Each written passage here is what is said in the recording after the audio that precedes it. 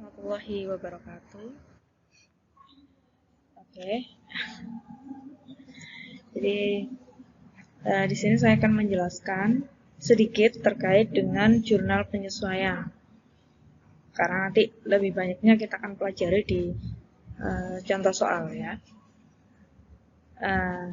Jadi mohon maaf ini saya harus mengenakan masker karena saya sedang mengajar di luar ruangan, yaitu di lobi gedung B. Sehingga karena saya harus berinteraksi dengan banyak orang di sini, sehingga saya harus tetap menggunakan masker. Tidak seperti biasanya yang saya ngajar dari ruang kerja saya. Oke, intermezzo aja ya. Ya. Mungkin kalau teman-teman yang udah belajar akuntansi, katakanlah udah SMK-nya dari akuntansi atau SMA-nya IPS, udah nggak asing lagi ya dengan jurnal penyesuaian.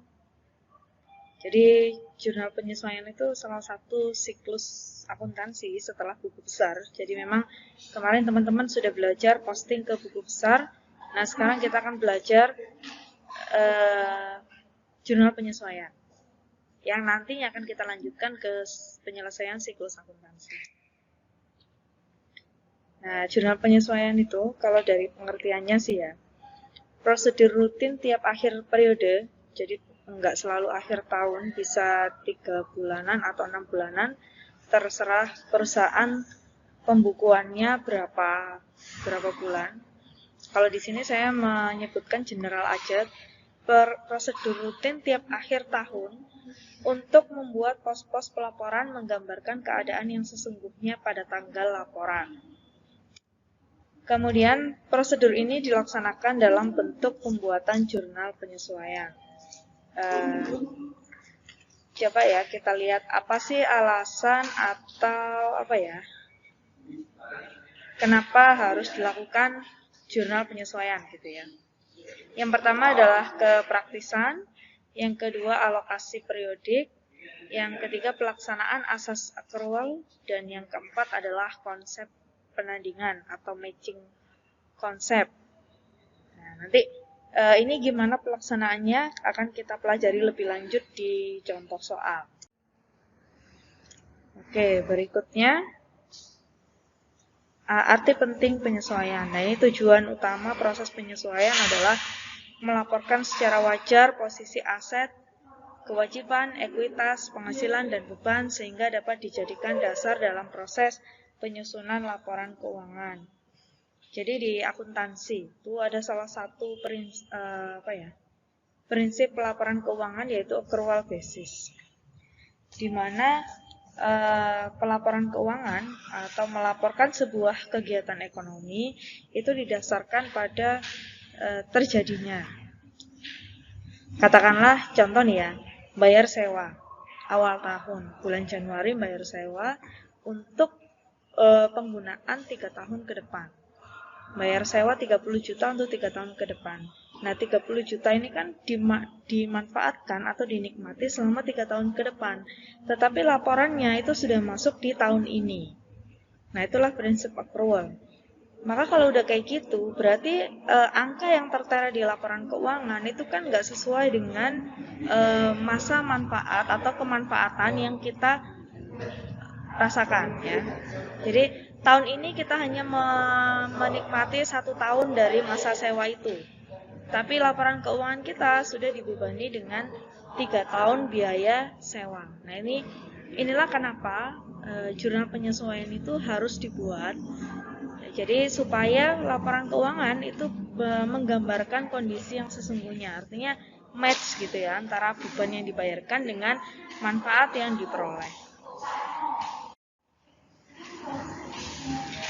Berikutnya sistem pencatatan akuntansi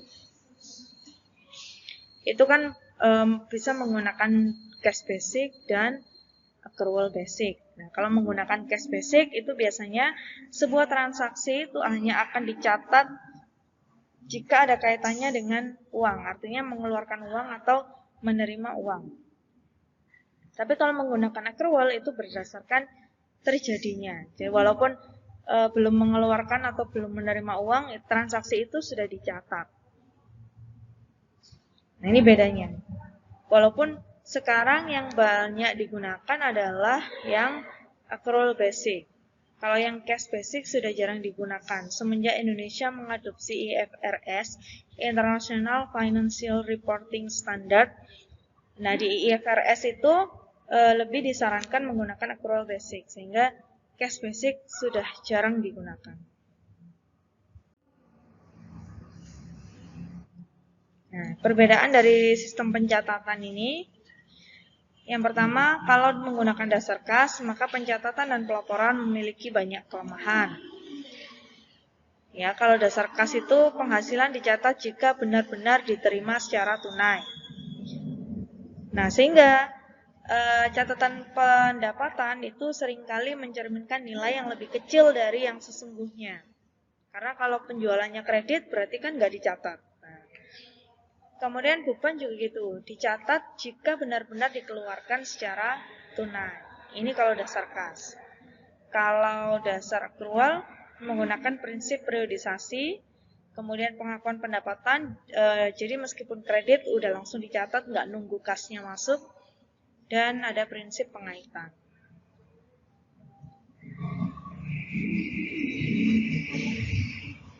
Oke.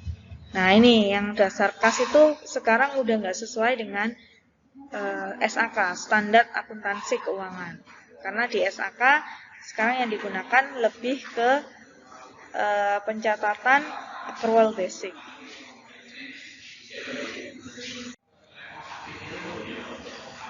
Nah, ini bedanya. Kalau dasar accrual itu pendapatan dilaporkan saat didapat, beban dilaporkan saat terjadi.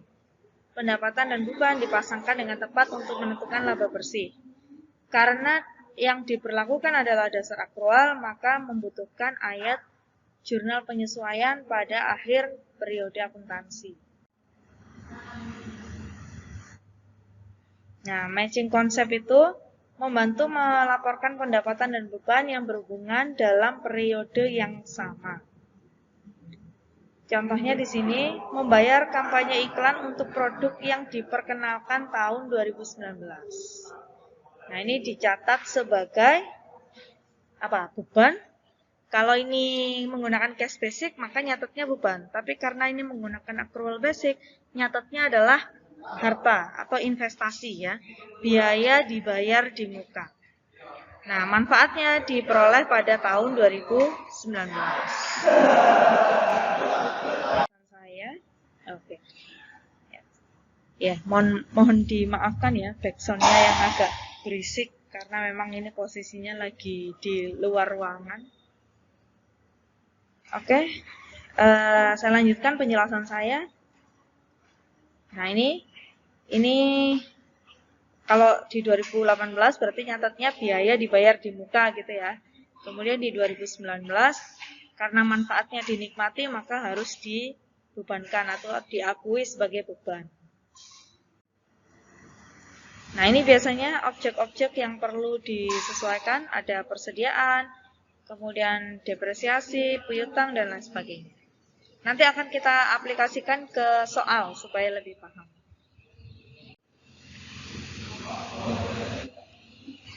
Nah, ini pasangan akun. Karena tujuan penyesuaian adalah penentuan laba yang tepat, maka penyesuaian selalu melibatkan akun pendapatan atau biaya. Karakteristik pasangan akun dalam penyesuaian, aset lawan biaya, kewajiban lawan biaya, aset lawan pendapatan, atau kewajiban lawan pendapatan. Nah, ini tipe penyesuaian. Ada penangguhan, contohnya yang tadi biaya iklan, beban dibayar di muka, dan pendapatan dibayar di muka. Antisipasi atau accrual. Kalau ini contohnya beban accrual dan pendapatan accrual. Nanti saya kasih contoh sekalian di soalnya. Beban dibayar di muka. Nah, ini. Beban dibayar di muka adalah beban-beban yang telah dibayarkan untuk periode-periode yang akan datang. Contohnya yang tadi ya, jadi 2018 bayar beban iklan untuk 2019. Nah, itu beban dibayar di muka. Biasanya ada perlengkapan, sewa dibayar di muka, asuransi dibayar di muka, atau iklan beban iklan tadi, beban iklan dibayar di muka. Kemudian pendapatan diterima di muka. Kalau ini pendapatan diterima di muka adalah penghasilan yang telah diterima untuk periode-periode yang akan datang. Contohnya apa? Misalnya ini ya, pekerjaan by order atau by pesanan. Jadi ada orang pesan, udah dibayar, tapi pesanannya belum dikerjakan. Nah, ini namanya pendapatan diterima di muka. Beban yang masih harus dibayar. Nah, ini yang contohnya accrued expense. Beban yang masih harus dibayar adalah beban-beban yang telah terjadi, tetapi sampai dengan akhir periode akuntansi belum dicatat. Contohnya adalah utang gaji. Kok bisa? Jadi, ini contoh aja di Unisma gitu ya. Di Unisma itu gajiannya setiap tanggal 5. Ya. Setiap tanggal 5 setiap bulannya. Tapi gaji itu kan dibayar atas pekerjaan kita, ya, pekerjaan dosen dan karyawan di bulan sebelumnya. Misalnya nih, kerja bulan November. Bayarnya kapan? Kan 5 Desember. Nah, mungkin kalau tidak melangkahi periode akuntansi itu tidak jadi masalah. Tapi sekarang masalahnya adalah kerjanya di bulan Desember. Bayarnya kapan? 5 Januari. Sedangkan tutup bukunya kapan? 31 Desember. Nah, itulah pada saat itu gajinya itu masih menjadi utang gaji. Nanti tanggal 5 Desember ketika sudah dibayarkan, barulah menjadi beban gaji. Berikutnya, pendapatan yang masih harus diterima. Definisinya adalah pendapatan yang masih harus diterima adalah pendapatan yang telah dihasilkan, tetapi sampai dengan akhir periode akuntansi belum dicatat. Ini kebalikannya pendapatan diterima di muka ya.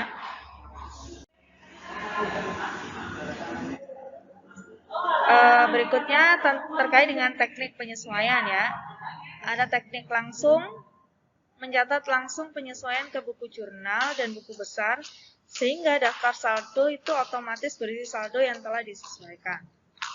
Ini untuk teknik langsung. Prosedurnya, menyiapkan data dan bukti pembukuan, menjurnal transaksi penyesuaian, mengakunkan jurnal penyesuaian, menyusun daftar saldo, dan menyusun statement keuangan. Kalau ini sih lebih ke ini ya, siklus akuntansi. Oke, ini teknik kertas kerja. Mencatat atau penyesuaian di kertas kerja untuk mengevaluasi hasil operasi perusahaan secara keseluruhan. Prosedurnya mengumpulkan data penyesuaian, menyiapkan kertas kerja, menyelesaikan kertas kerja sehingga diperoleh daftar saldo penyesuaian, menyusun statement penyesuaian, serta menjurnal secara resmi penyesuaian dan menyesuaikan buku besarnya. Ini, manfaat jurnal penyesuaian adalah melakukan penyesuaian terhadap saldo-saldo yang terdapat di neraca saldo pada akhir periode akuntansi, sehingga menunjukkan saldo yang benar dan dapat digunakan sebagai dasar dalam penyusunan laporan keuangan. Ini manfaatnya, kenapa harus buat jurnal penyesuaian. Berikutnya, contoh jurnal penyesuaian. Asuransi dibayar di muka. Berarti ini yang jenis beban dibayar di muka ya. Asuransi dibayar di muka sebesar 1 juta adalah asuransi karyawan yang dibayarkan pada tanggal 1 Desember 2016 untuk 4 bulan ke depan. Nah, ini. Perhitungannya, asuransi 1 Desember sampai 31 Maret 2017, 1 juta. Berarti beban asuransi untuk Desember aja berapa? 1/4 dikali 1 juta. 250.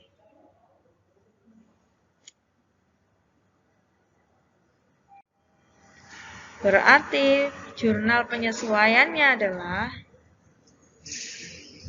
beban asuransi pada asuransi dibayar di muka sebesar 250. Nah, ini posting ke buku besarnya jadinya kayak gini. Menyusun neraca saldo penyesuaian ini dilakukan setelah melakukan penyesuaian melalui jurnal penyesuaian dan diposting ke buku besar. Sumber atau basis datanya adalah saldo-saldo di akun buku besar setelah dilakukan penyesuaian. Tujuannya yang pertama adalah menunjukkan ringkasan seluruh kejadian atau peristiwa bisnis yang telah terjadi yang mempengaruhi aset, kewajiban, ekuitas, penghasilan, dan beban selama satu periode akuntansi. Yang kedua, memastikan total saldo debit dan total saldo kredit telah balance sehingga siap digunakan sebagai dasar untuk menyusun laporan keuangan. Nah, ini contohnya. Neraca saldo dan neraca saldo setelah penyesuaian. Ini neraca saldo sebelum disesuaikan, kemudian dibuat penyesuaian, di sini dibuat neraca saldo setelah penyesuaian. Ya, oke. Berikutnya teman-teman silakan baca referensi yang sudah saya bagikan melalui Google Classroom. Nanti juga akan ada latihan soal. Silakan dikerjakan untuk mengasah atau mempertajam pemahaman teman-teman terhadap materi jurnal penyesuaian. Baik, terima kasih. Kurang lebihnya dari saya mohon maaf. Saya akhiri. Assalamualaikum warahmatullahi wabarakatuh.